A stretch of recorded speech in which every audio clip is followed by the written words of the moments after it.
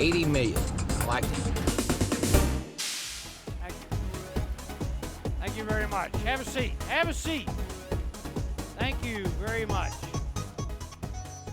We've just talked about the 6 biggest mistakes that entrepreneurs make when they, or business owners make, when they decide to be in business. Let me ask a question. Can anybody identify with any of those 6? I mean, just one of them, all right? Because one of them will derail you. Can you recognize how that mistake could actually cause or might have already caused some problems in what you're trying to do in your business? Yeah. Why don't we're going to shift gears and we're going to talk a little bit about, what is there anything that successful people, whether it's in business or anything, is there anything that they have in common? And as I kind of did some thinking around this, I did some critical thinking. And as I kind of thought about this, what is it that successful people kind of have in common? I came up with 5 things. And I'm sure there are 800 things that probably you could think of. I came up with 5. And these are the 5 that I'm going to talk about. And the first one is, the reality is, to me, that successful people love what they're doing. They love what they're doing. Now, I'm going to make a distinction. I did not write down they're doing what they love. I wrote down that they love what they're doing. And let me tell you what that means to me. That means that they might not have loved doing it at the beginning. A lot of times, the things that we want to create in our lives require that we do some things that we really don't want to do, particularly at the beginning. Has anybody here ever decided, did you know that there are people who wake up at 5 o'clock in the morning and go run? Did you know there are people who do that? That's unbelievable. Have you ever seen any of those people who are on the jogging trails? Only the people at 5:30 in the morning are not joggers, they're runners, right? Have you seen them? I've noticed a couple things. First of all, the people that are out there at 5:30 in the morning are the ones who don't need to be there. Have you noticed that? All the people who need to be there, I'm talking about the fat ones now, right? All those little chubby porkers are back in bed, and the guys who are fit are out there. They're the ones who are on the jogging trail at 5:30 in the morning. Now, let me ask you a question. Did the people who are out there at 5:30 in the morning, were they born with a different DNA than you and I were? I mean, were they born with the gene that loves to run, that loves to get up at 5 o'clock in the morning and go sweat? I mean, is that their gene pool? No. So you think about, okay, how did these people get to the point where they were, they're out there? Not only are they out there, they got to be out there. The people who are there at 5:30 in the morning don't have a choice. Is that true? They don't have a choice. It's who they have become. They have become runners.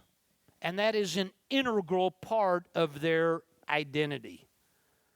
But at the beginning, it wasn't necessarily. At the beginning, they were just like you and I. I mean, the first time I went out to run, I didn't do it at 5:30 in the morning. I kind of did it at 9:30 in the morning after my Starbucks, right? Kind of get limbered up by, shooting down a little caffeine. And, then I go out, I get on my, jogging pants and my shoes. I get on my, shirt, and I go out and I kind of run a little bit. And, I'm going to really, really, really push myself. So after like 5 or 6 minutes, right, I go, whew, okay, baby, I'm whipped. Now, I get all done with my jog, and it hurts. It hurt when I was doing it, and it hurt after I'm finished, and it hurt the next day even more. But I'm kind of, wanting to start exercising, so I do it again, and I do it again. And the people that you see at 5:30 in the morning are not people who started out loving it, but they started. See, here's a distinction. I think most of us treat our lives, we run our lives like little boys and little girls. We do what's fun. We do what's convenient. We do what's easy. If it's fun, convenient, and easy, put me down. Oh, I got to break a sweat? This is going to be hard. I got to leave my comfort zone? Nah. Let me keep searching for a easier way. Let me buy a new diet book. The problem, here's the problem. The problem that I have is last time I went on a diet, it was the South Beach diet. The South Beach diet, I'm going to tell you guys, does not work. It doesn't work. It was a bad diet, so I need a new diet, right? That's what we all do. The South Beach diet does work if you do it. But that's why you go to Barnes & Noble or the Amazon, and one of the largest sections is, health and fitness. Why is that? Because everybody's got a formula. If I wrote a diet book, here's what it would say. It'd be 3 sentences. Eat less, exercise more, the end. That's it. That's the whole book right there. The problem is I wouldn't sell it because nobody wants that one. Everybody's looking for the trick. And the reality is success at anything, whether I don't care which aspect of your life you're talking about, it's not necessarily fun at the beginning. But the most successful people on the planet stayed with it and stayed with it and stayed with it and stayed with it until that's who they became. And now they don't have a choice. The most successful people on the planet are not loving, they're not doing what they love when they started, but they're loving what they do. And there's a very important distinction in here. I think all of us have 2 lines in our lives. We got an is line, and this is what is in our life. And then we got an ought line. Is and ought. Is, what's the truth about me? What's the truth about my resources, about my skills, about how much I know, about my life? What's the truth? I mean, honestly, it's why fat people don't lose weight. It's why alcoholics don't stop drinking. It's why, every single one of us does the things we do is because we don't tell the truth. We're a little bit overweight and we say, well, I'm just big boned. No, you're not. You're fat. I mean, tell the truth. I mean, just tell the truth for once. And just say what is as opposed to make up all of this stuff. I mean, here's the problem. You can't change a lie. You can't change a lie. And most people's lives don't change because they don't tell the truth about what is. Alcoholics don't stop drinking. They say stupid things like, I could quit any time. They get behind the wheel after 4 drinks and they go, I feel okay. I think I can drive home. No, you can't. You're drunk. I don't have to put on a seatbelt this time. I'm only going down the block. I won't have an accident. We don't tell the truth about what is. And therefore, we can't change what is. But nevertheless, we have an is line, we have an ought line. The is, I went to the University of Texas, and etched in granite over the library at the University of Texas is, you shall know the truth, and the truth will set you free. And I thought that was the dumbest thing I'd ever seen for about 4 or 5 years. Every day I'd walk past the library, read that, and go, I don't even know what that means. I have no idea. What does that mean? Free. How does knowing the truth make you free? I tell you what I came up with. For me, is knowing the truth sets you free because now you got the freedom to choose. To choose. Until you tell the truth, you got no choice. Freedom is all about choices. Freedom is a minimum of 3. That's what freedom is. If you have no choice, it's called slavery. If you have 2 choices, it's called a dilemma. Freedom is 3. Get a minimum of 3 choices, and now you got a shot. Freedom, I'm going to suggest something to you. Everybody I know wants financial freedom. The reality is freedom is a state of mind. That's another problem with this word freedom. Freedom is a state of mind. Liberty is a state of environment.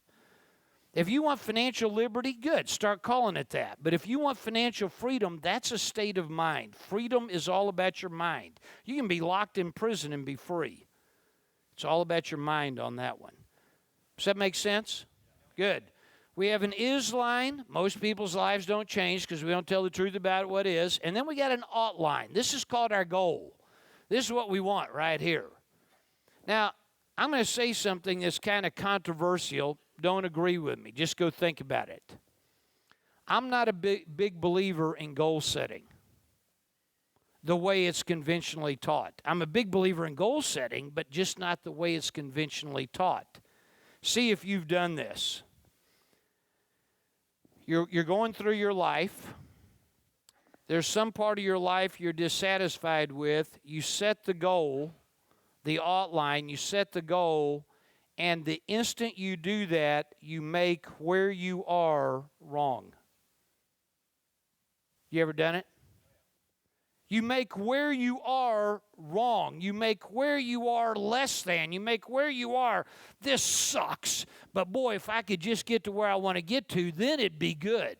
Listen, I'm a big believer in goal setting, but not a big believer in goal setting that makes where you are wrong. You talk about something that will screw up your life and will keep you from obtaining your goals. Walk around and not be grateful for what you got.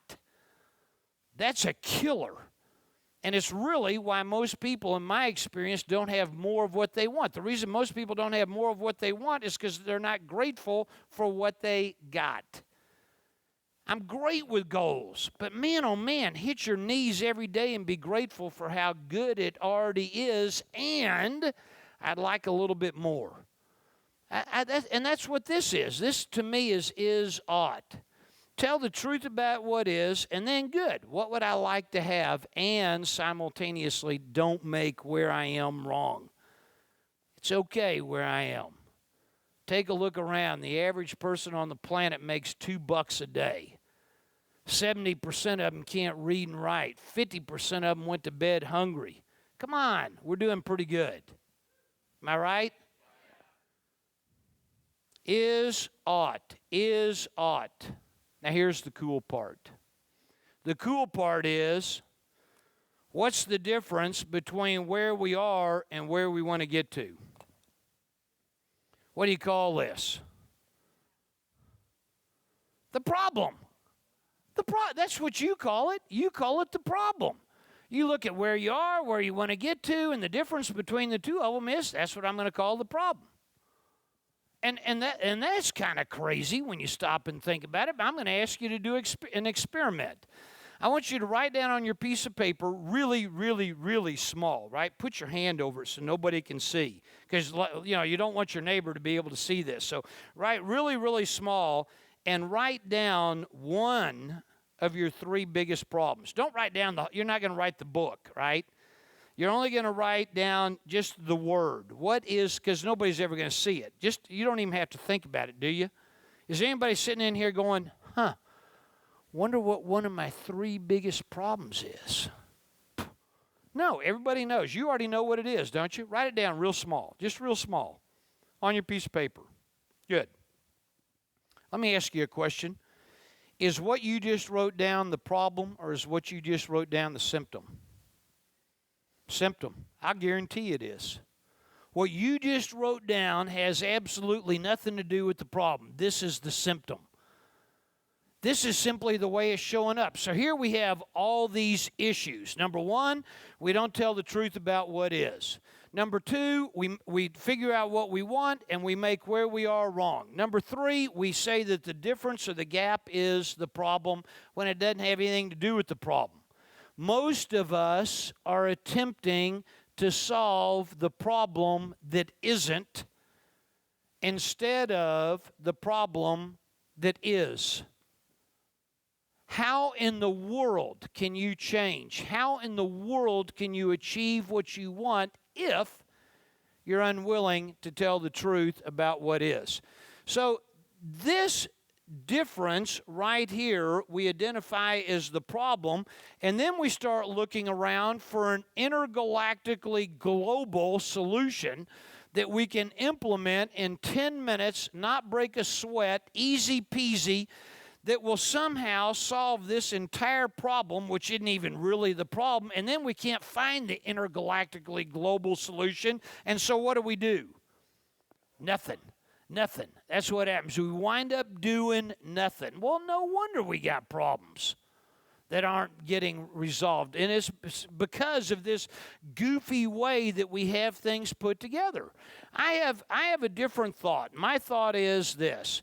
Look, if you really want to get from where you are to where you want to get to, then what's required is not an intergalactically global solution, but what's required is ordinary things consistently done.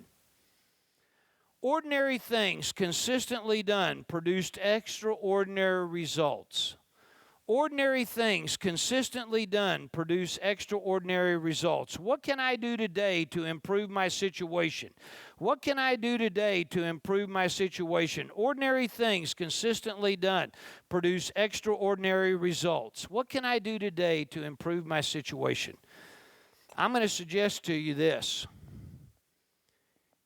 Whatever it is you're really, really, really good at right now, whatever that is, and everybody in here is really, really, really good at something.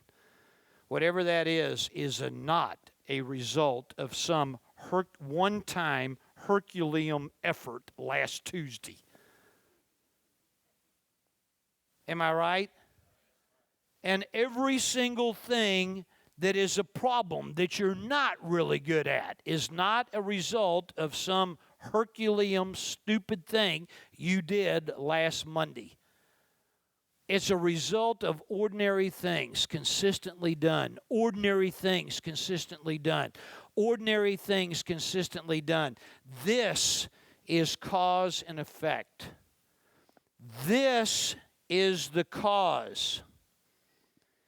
This is the cause. This is the effect. I'm going to tell you something very important right now. Everybody's in love with the wrong thing. Everybody's in love with the effect. Everybody's in love with the outcome. Everybody's in love with the goal.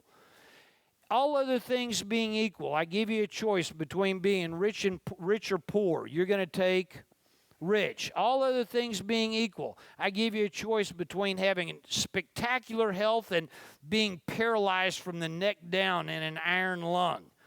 Which one are you going to take? Spectacular health. All other things being equal, I give you a choice between having a spectacular relationship and a lousy relationship. Which one are you going to take? Spectacular. You know what every one of those are? Every one of those is the effect. Everybody's in love with the effect. Nobody's in love with the cause. And therein lies the problem. Therein lies the problem. The most successful people on the planet do not wake up in the morning and do what they hate. But that doesn't mean they started loving it the first time they tried it. The most successful people on the planet, bar none, are in love with the practice. They're in love with the cause. That's why they get up every morning. It's not about how many trophies Tiger Woods is going to win or how much money or all that. Tiger is interested in being the greatest golfer that ever lived. Good. What has to happen? You know what Tiger's in love with? He's in love with practicing. Lance Armstrong lives here in Austin. I met Lance at a party, and I said, Lance, how in the world did you win so many Tour de France's? And he said, it's easy. He got out a cocktail napkin and a pen, and he said, here's what I did the first morning I rode a bike. That's the route I took right there. And I said, and that's how you won the tours? You rode that route? And he said, no, that didn't have anything to do with it. Here's how I won the Tour de France. He said, I rode this route right here, and I rode it in 4 hours, 11 minutes, and 10 seconds the first time I did it. And then I went out and I rode it again the next day. He said, I didn't want to. This was not fun. But I went out and rode it again, and my goal the next day was to ride it in 4 hours, 11 minutes, and 9 seconds. And then I went out the next day, and I said, I rode the same route again. And I rode it in 4 minutes, 11 seconds, and 11 minutes, and 8 seconds. And he said, and then on the fourth day, I went out and rode it in 4 hours, 11 minutes, and 10 seconds. And he said, that pissed me off, so I had to go back and do it again the same day. He said, the same day I went back out, and the next time, I said, because he said, I would have ridden it a third time. I had to every day get better. You know what the reality is? You know how he did it? He's in love with practicing. He's in love with improving. He's in love with correcting. That's how he did it. There's no mystery. He didn't start from being like us and all of a sudden go out and become the greatest bicycle rider who's ever lived. By the way, there's a great case in point. Can you make money with anything? Can you ride a bicycle and make a ton of money? Who would have thought? I'm telling you, name me anything. I'll find somebody who's gotten rich doing it. This is the key right here. And finally, after a while, Lance became a bike rider. That's who he became. That's his identity. I think the key is we're in love with the wrong thing. We're in love with the outcome. Ain't nobody in love with the cause. You want to be successful? Good. Get up every morning and do what you love. You may not love it at the beginning. That's the message. Does that make sense? Good. Number 2. Second characteristic of successful business people is that it seems to me that they have a business, not a job. They have a business, not a job. Now, let me make a distinction, because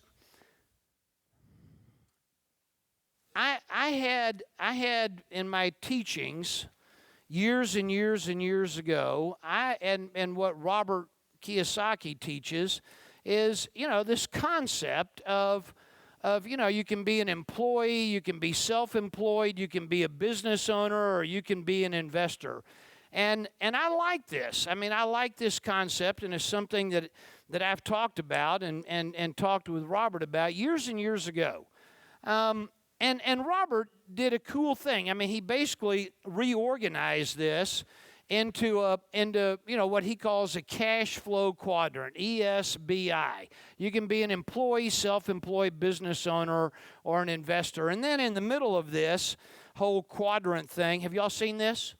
And then in the middle of this, he puts this right here. Well, what is that? What is that? It's a cross. It's a plus sign. That's what it is. It's a plus sign. And my original writing and thinking on this was, look, you can be an employee, you can be a self-employed, you can be a business owner, or you can be an investor. But the idea, it seems to me, is not to leave this and go to this. It's not to say that, okay, you're a loser, there's something wrong with you, or if you're self-employed or an employee. This is, I don't like this X through this at all.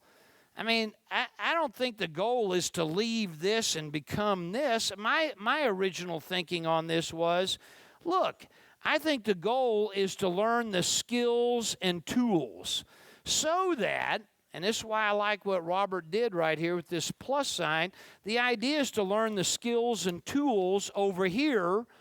This is all about skills and tools in business. Right, so this is business.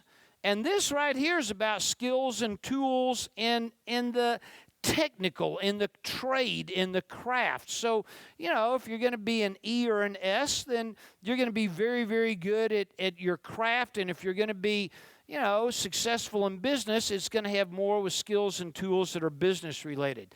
But here's the key. I don't think the goal is to go from this to this. I think the goal is to add these skills and tools so that I have maximum flexibility. maximum flexibility. I look at the wealthiest people on the planet, again, with the exception of Bill Gates. All right, the guy screwed this thing up. With the exception of Bill Gates,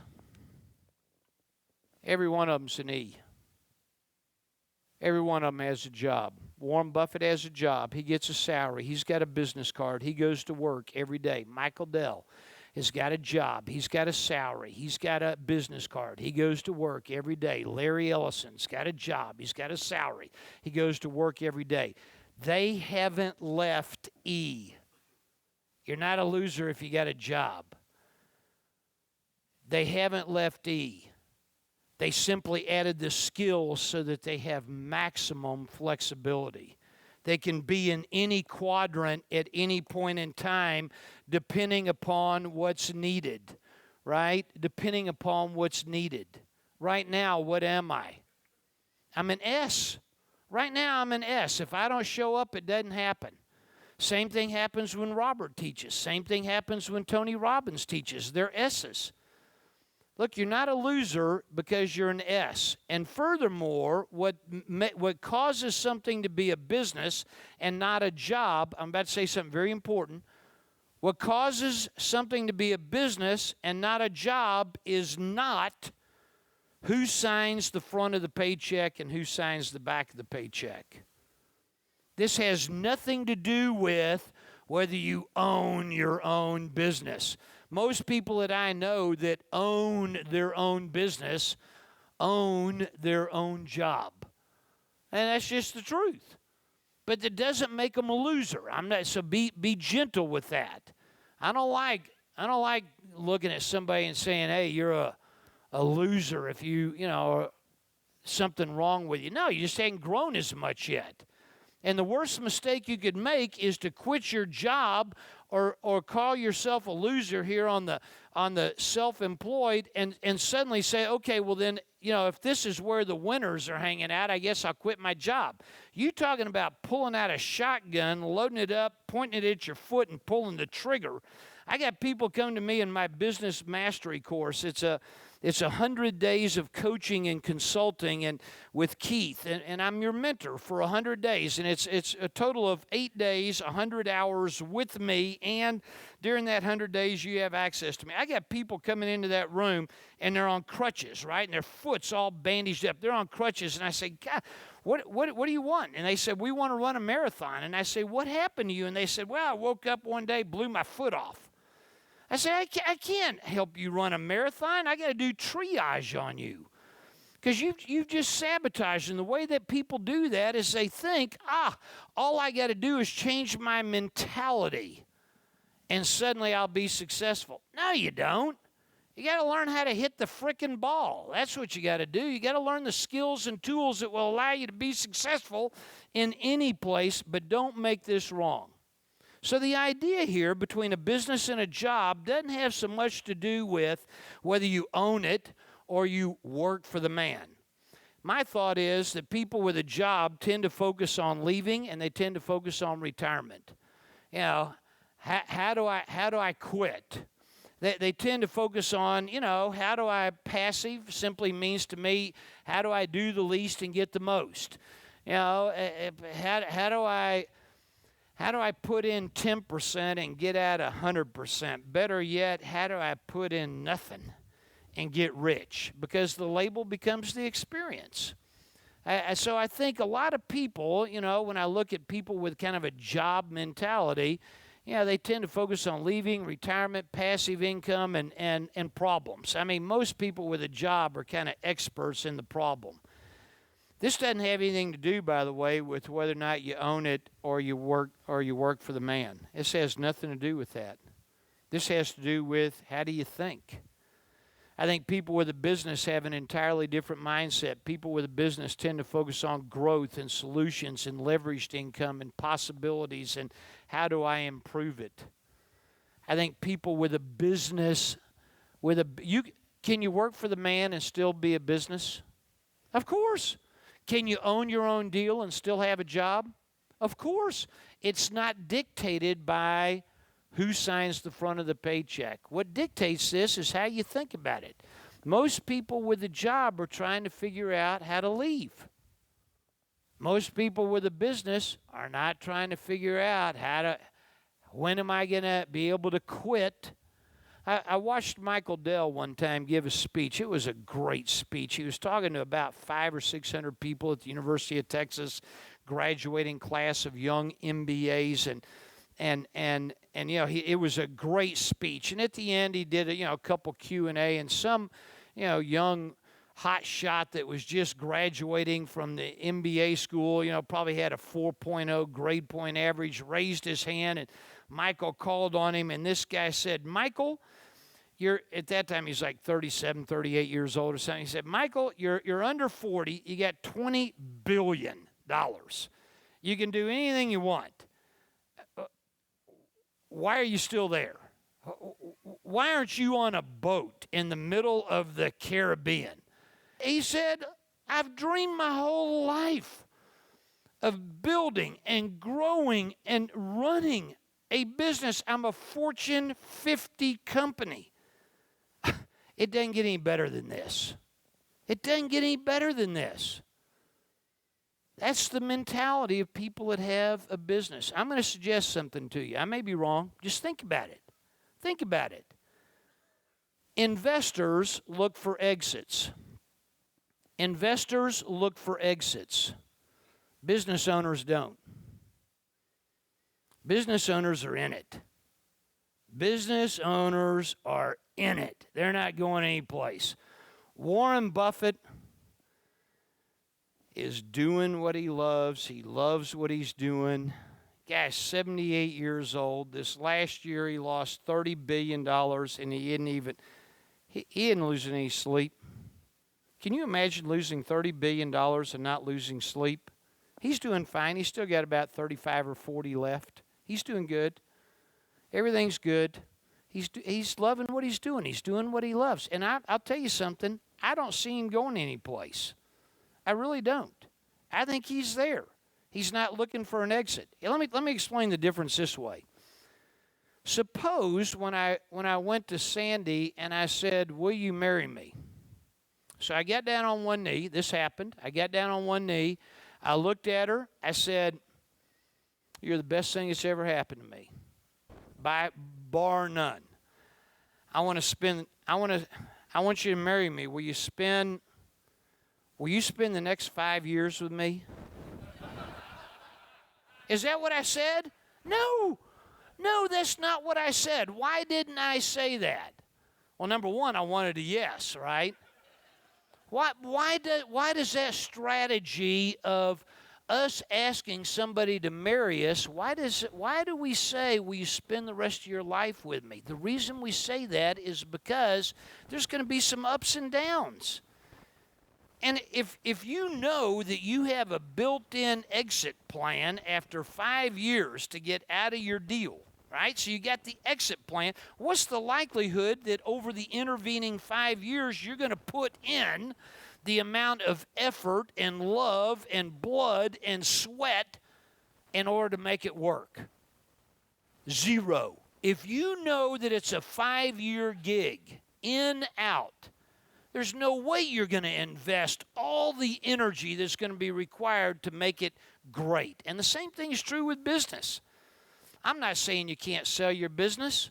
I'm not saying you can't design it so that it could be sold. I just think it's kind of crazy to go into one as the owner. As the investor, it makes perfect sense. But as the owner, it's a lousy idea. Look, I've sold businesses. I've bought them. I've sold them. I've torn them apart. I've bought them to tear them apart. I've done all kinds of stuff. But every time I come to it as an investor, I'm looking for the exit. Every time I come to it as an owner, I'm willing to sell it, but that's not why I'm there. I don't think Michael's doing what he's doing so he can make another $5,000 or $5 million or $50 million or $500. What the heck is Michael going to do with another $500 million? You know what Warren Buffett has to spend a week to break even? $100 million a week to break even. That's a crazy number. What? He's not doing this because he needs more money. He's doing this because he loves what he's doing.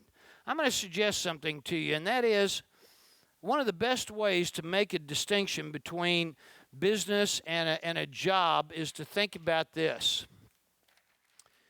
You are an entity. You Inc.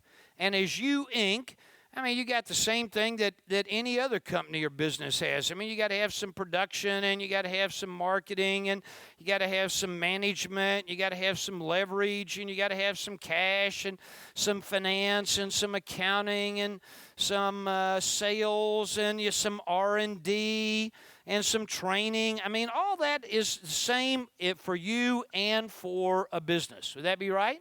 All right, good. All entities, all companies have a board of directors. And the board of directors can fire the CEO. That's what boards do. Boards really get to hire and fire CEOs. Well, you are CEO of You Inc. Is that right? Yeah, I mean, you're running the deal. Let's suppose that you had a board. I know you don't. But let's suppose you did, that you had a board of directors of You Inc., and that board of directors followed you around for the 7 days prior to the time you got on the plane to come here. They followed you around 24 hours a day. They saw every click of your mouse. They saw the intensity with which you were working. They saw every single thing you did for 7 days. My question is, would you get a raise or would you get fired? And the honest answer for most people, not everybody, the honest answer for most people is if they had a board of directors, they'd lose their job. They get fired. That's the difference between a job and an employee mentality, which I'm not opposed to being an employee. I am opposed to the mentality. There's a significant difference, and you take a look at your own life and now ask yourself the question, why don't I have what I want? Why aren't I making progress at the rate I want to make the progress? For crying out loud. If you had a board of directors, you wouldn't even have your job anymore. And you wonder why you're not where you want to be? Come on. See, that's all part of telling the truth as well. It's uncomfortable, but it's part of it. And I think unless we're willing to confront it and talk about it, we got even bigger problems. So, to me, the second factor for success, what was factor number one? Loving what you do, right? That was factor number one. It's a common denominator, it seems to me. Second common denominator of people that are successful is, look, they got a business, not a job. Not dictated on whether they work for the man or work for themselves, but kind of how they approach it. The third one is, the most successful people on the planet are optimistic. They're not irrationally exuberant. But they are optimistic. It's what I said a minute ago. I mean, the only gardens that you're going to water are the ones that you believe will grow. I take a look at optimism, and optimism, it seems to me, is the mother of persistence. And persistence is critical if we have an expectation of being successful in our business or in our lives. Optimism is what causes me to take action. I'm not going to take any action if I'm pessimistic. If I don't think this is going to work, holy cow, I'm not going to keep beating my head against a wall. I'll quit. And most people kind of let, fear and optimism kind of alternate back and forth. To me, another word for optimism is faith. So I kind of draw a triangle when I talk about this. I'll draw two triangles. And each one of these triangles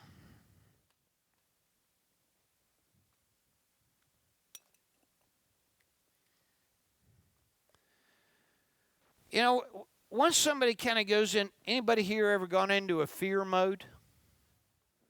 When you kind of go into a fear mode, what happens is there's lots of chaos. And you know, when chaos happens, there's paralysis. And when paralysis happens, there's atrophy. Yeah, and that's really what happens, it seems to me, with fear, is that, you know, things start getting nutty and you bail out and you don't know what to do. You get confused. You try to do it perfectly. You don't know what to do. You get paralyzed, and then you atrophy. You know, atrophy is like when you break your arm and it's in a cast and your arm withers up. You know, most people's lives have atrophied. The opposite of that is faith. And faith, anytime you have faith, belief, you know, optimism, what you have is you have clarity. And when you have clarity, you have power. And when you have power, you have the ability to act. You have the ability to achieve. And to me, it's a binary system. I mean, you're either one or the other. I mean, it's not like you're 50-50 or 80-20. I mean, it's either you're in fear, you're in faith. And a tool that I've kind of developed that supports me is, you know, if I'd like to have more of my time in optimism and belief and that arena, if I want clarity, if I want power, you know, the mother of this whole thing really is gratitude. It's, you know, every time I'm grateful, it causes me to be present. You know, when you stop and think about it, I don't know who said it, it wasn't me. Maybe one of you will know. Somebody very famous said that, you know, problems would not exist were it not for your mind. And in fact, the only place problems do exist is in your mind. And you know, when you think about it, our problems usually has something to do with the future or the past. You know, we start dreading the future, or the unknown, the uncertainty. We look at our past, we have regrets. Oh, God, I wish that wouldn't have happened. Anybody identify with this conversation? Isn't that where all your problems are, is the future or the past? But the great thing about gratitude is it pulls you back into the present. It gets you in the moment. And there's a lot of teaching out there about this. You know, Wayne Dyer, Eckhart Tolle, Power of Now. There's some terrific stuff. You know, that's what meditation is really kind of, you know, how do I get present? And because the power of getting present is it kind of gets you out of this fear, because the reality is nothing can be wrong in the moment. It's only when I get to the future or the past that things start getting a little hinky on me. Has that ever happened to you? Yeah, so how do you break that cycle? That cycle to me happens with, you know, finding a time to be grateful. I tell people all the time, I'm going to tell you, you want a great exercise? Write down 200 things that you're grateful for. Write them down on a 3x5 index card. Put 10 per card. So now you get 20 cards. And every time you start feeling all anxious and worried and, God, I don't know what's going to happen, and uncertainty, and I don't know whether or not I'm enough or I may screw up. Anytime you start feeling that kind of stuff, whip out one of those cards and really get into what's on your gratitude list, and you're going to find that you break that cycle very, very quickly. It's very, very powerful. Gratitude, I think, is very powerful as being the mother of optimism. Number 4, the fourth biggest common denominator that it seems to me that successful people have in common is this willingness to make a mistake. Yeah, the reality is most people that I know have swallowed hook, line, and sinker. I mean, they're grazing on some really bad hay that's already been through the horse. Because you've heard this saying. The saying is, anything worth doing is worth doing well. I mean, that's what everybody's heard their whole life. Anything worth doing is worth doing perfectly. Anything that's worth doing is worth doing well. And the reality is, it seems to me, that what successful people know is that anything worth doing is worth doing poorly. Anything worth doing is worth doing poorly at the beginning. Not forever, but at the beginning. You take a look at what you know how to do well today. And I promise you, you didn't start out doing it well. You start out doing it lousy. The first time you tied your shoes, rode a bike, said your ABCs, brushed your teeth, went to the bathroom, drank out of a cup. I don't care what it is. First time you did any of that stuff, you did it poorly. But you stayed with it, you stayed with it, you stayed with it, and finally you started learning to do it well. I think this concept, you know what it seems to me? It seems to me that most people let perfect get in the way of possible. Instead of doing what's possible, we sit around and say, well, I can't do it perfectly yet. I may screw this thing up. So if I can't do it perfect, what happens? Nothing. I'm paralyzed.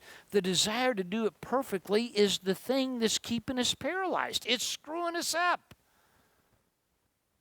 The idea, it seems to me, is to test and then to fail and then to improve. Test, fail, correct, test, fail, improve.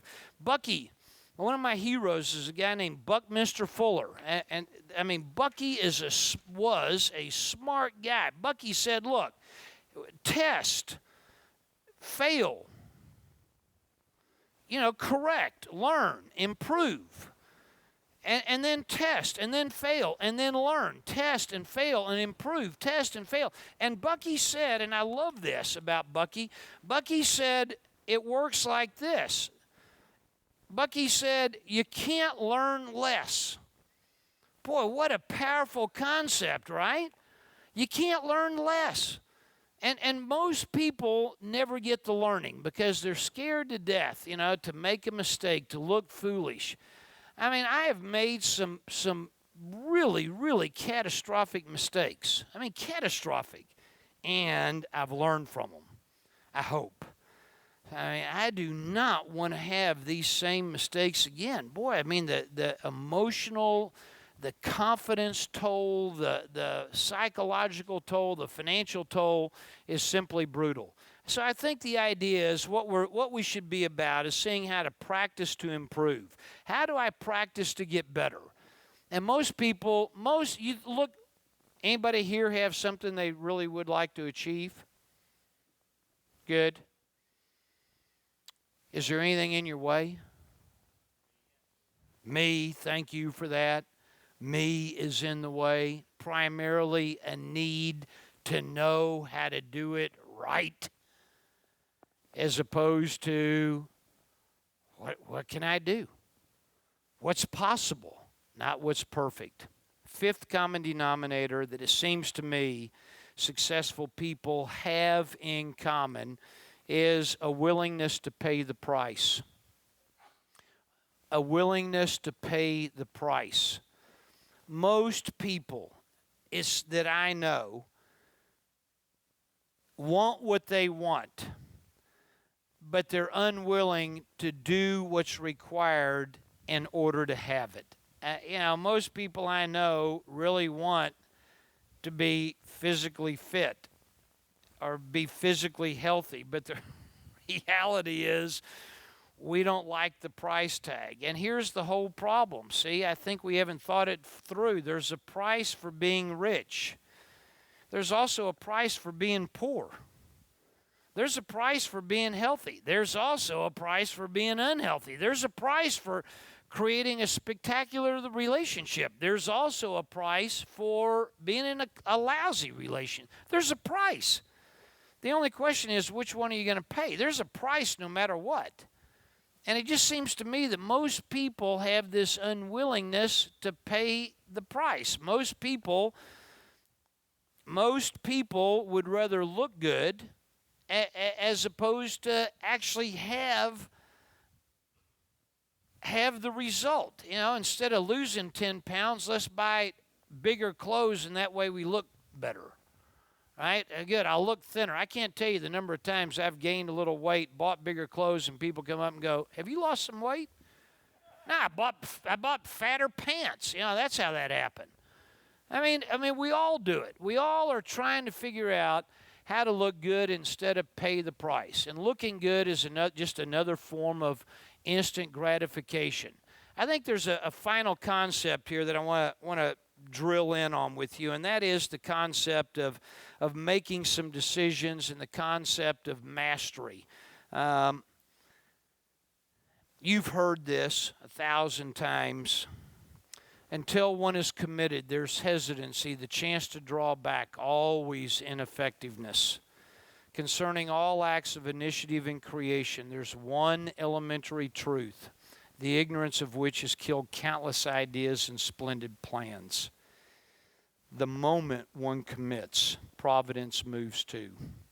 All manner of meetings and blessings and material assistance and events arise in one's favor that no man could have predicted. Whatever you can dream, begin it. Boldness has genius and power and magic in it. Now, the emphasis on that to me is really on, the moment one commits, the moment one decides. And I'm going to tell you what's in our way. What's in our way is you can't commit if you're still looking. You can't commit if you're still looking. And what most of us are looking for, seems to me, is the easier way. The path of least resistance. How can I do the least and get, maybe if I just read one more book or attend one more seminar, I'll find that magic pill that will somehow allow me to have what I want in my life and I don't have to pay the price. I think that's what's in most people's way. And I just don't think it works that way. I think what's required is to make some decisions, to plant some stakes, and to make some things non-negotiable. I'll give you a thought. The thought is this: the quality of my life is dictated by what I've made non-negotiable. Period. End of chapter. End of book. The quality of my life is dictated by what I have made non-negotiable. It's really about the decisions that I've made. Most people are unwilling to make the tough decisions. I'm going to ask you right now, is there anybody in here who knows of a decision they know they need to make, but they've been postponing making it, but you need to make it? I mean, it's out there, it's there. You've been thinking about it, but you haven't made the decision yet. You know what I'm talking about? Good. Here's what I'm going to suggest to you. I'm going to suggest to you that whatever that decision is one of the things that's holding you back from what you want. I don't care what that decision is. It could be a decision as it relates to your health, but the reality is it's having some sort of ramifications or repercussions on your money. It could be something having to do with your relationships, but I guarantee you it's having something to do with your health. This business of being unable to commit is killing us. It's killing us. And the big problem is we don't want to pay the price. And the reality is everybody in here is good at making decisions. You've done it. You've made some things non-negotiable already. I mean, maybe it's smoking. I mean, I don't care what happens. You're not going to smoke. It's just non-negotiable to you. For other people, maybe I'd take a little. Maybe I'd try it. Maybe when I have, I'll be a party smoker. Maybe I'll just fool with it. I mean, some people it's drinking, some people it's drugs, some people it's affairs. Everybody in here has made some decisions and made something non-negotiable. So I know we know how to do it. The problem is we don't want to do it because we're not done looking, and we're always looking for the easier way. Isn't that true? And it's in our way. We're running our lives like little boys or little girls. Look, you put a plate of chocolate chip cookies and a plate of spinach in front of a 5-year-old, you're going to have no cookies and you're going to have spinach growing penicillin. Am I right? Why? Because little boys and little girls do what's fun. Little girls and little boys do what's easy. Little girls and little boys do what's convenient. Well, that's how we're running our lives. As opposed to saying, wait a second, there's some stuff I want to accomplish. There's some things that I want. I'm willing to pay a price. I'm willing to make some decisions. I'm willing to make some things non-negotiable. And I'm going to say it again because I totally believe it's true. The quality of your life will be dictated by what you have made non-negotiable. As long as there's a little slip slide room in there, you got yourself a problem. Really what I'm talking about is really mastery. I'm going to read you something because I saw this years ago, and this is so exceptionally powerful. You don't have to, don't write. It's going to be way too long for you to be able to write this. Just listen for a minute. You don't have to write. Mastery in one's career and conscious growth simply requires that we constantly produce results beyond and out of the ordinary. Mastery is a product of consistently going beyond our limits. It's remarkable how much mediocrity we live with, surrounding ourselves with daily reminders that average is acceptable. Our world suffers from terminal normality. Take a moment to assess all the things around you that promote your being average. These are the things that keep you powerless to go beyond a limit that you've arbitrarily set for yourself. You see, we're all ordinary, but a master, rather than condemning himself for his ordinariness, will embrace it and use it as a foundation for building the extraordinary. A master, rather than using his ordinariness as an excuse for inactivity, will use his ordinariness as a vehicle for correcting, which is essential in the process of attaining mastery. You must be able to correct yourself without invalidating or condemning yourself, to accept results and then improve upon them. Correct, don't protect. Correction is essential to power and mastery. There's nothing noble in being superior to someone else. The only true nobility is being superior to our former selves. Is that true? That's exceptional. That is exceptional. That's mastery. Success is about obtaining the goal. Mastery is about the process. It's about me becoming superior to my former self. It's about me becoming the best me that I can be. And I think it requires some decisions. I think it requires some commitment. I think part of the commitment to mastery at business is a commitment to learning skills and tools. What are the strategies? How do I need to think?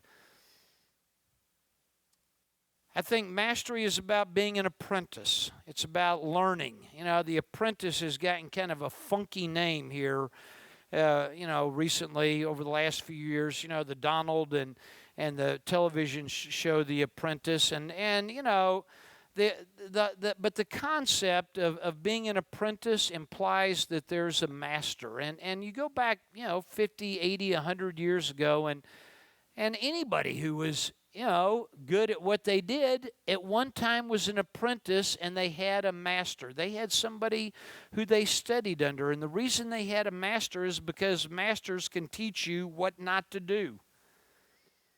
Boy, oh boy, if we just had somebody who could keep us from doing stupid things, keep us from wrecking our lives. I mean, 2 steps forward, 8 steps backwards. Anybody know that story? Heck, I wrote the book. I know that story. And I said, enough is enough. I'm never going to get there unless I surround myself with some people who can keep me from sabotaging. I got to learn to be a student, an apprentice. I got to be willing to practice to improve. And there's a big difference between practicing and practicing to improve. And the story I told you about Lance Armstrong, that story is about practicing to improve. You know what most of us do when we get on our bicycle or we get on our treadmill or we take a walk? We're not practicing to improve. We're practicing to get 10 minutes in. Okay, good. I got my 30 minutes. Okay, I quit. But we're not practicing to improve. I don't think there's anything wrong with practicing to get it over with. The problem is you don't get to bitch when you don't make progress. You don't get better at anything without practicing to improve. And that's a core part of this concept of mastery. I think, part of the concept to me of mastery is getting in line and staying in line. I think part of the concept is this is not a fad. This is not temporary. This is who I am. This is who I am. I am a learner. Lance is a bike rider. What is your identity? Make it a way of life. If the way of life became, how do I be a master? How do I become the best me that I possibly can be? Hell on earth would be to meet the man or the woman I could have been. That's the concept of mastery. I think one of the problems is most people say on a frequent basis, I'm doing the best I can. I'm doing the best I can. I know. That's why you don't have what you want. I know. And that's why you don't have what you want. I think success is built around the concept of doing the best I can. I think mastery is built around the concept of doing whatever it takes. And I'm going to suggest to you that is an entirely different ball game. That is a whole new playing field. To say, I'm done with doing the best I can, and I'm committing myself to doing whatever it takes. I think part of it has to do with making some decisions and making some things non-negotiable. I look at the most successful people on the planet, and over again, they've got non-negotiables. And their non-negotiables are the things that have allowed them to create the success that they want. Years ago, I read something that literally took my breath away. I have a few things that I've heard or I've learned over the years that, literally when I read them, it kind of causes my knees to buckle. And what you're about to see is one of them. There's a coach. He's no longer alive. His name is Paul Bear Bryant. He was a coach at Alabama. And he, Bear Bryant was born in abject poverty on a dirt floor, literally, and, went on to become exceptionally successful, an incredible motivator of other people, a leader, a coach. He was revered. He was revered. Won national championships, made a gob of money, probably one of the most successful college coaches that's ever lived. He died, and the day he died, they went to his personal possessions, and they went through his billfold, and they found in his billfold something that he had carried around with him and read every day for 40 years. Every day for 40 years, he read this. And this is what it said. It said, "This is the beginning of a new day. God has given me this day to use as I will. I can waste it, or I can use it for good. What I do today is very important because I'm exchanging a day of my life for it. When tomorrow comes, this day will be gone forever, leaving something in its place that I've traded for it. I want it to be gain, not loss, good, not evil, success, not failure, in order that I shall not forget the price I paid for it." That is exceptional. There's a lot of hope in that one. This is the beginning of a new day. Thank you. Thank you for letting me spend my time with you. Thank you. Thank you. Thank you very much. Ladies and gentlemen, give it up for Keith Cunningham. Thank you very much.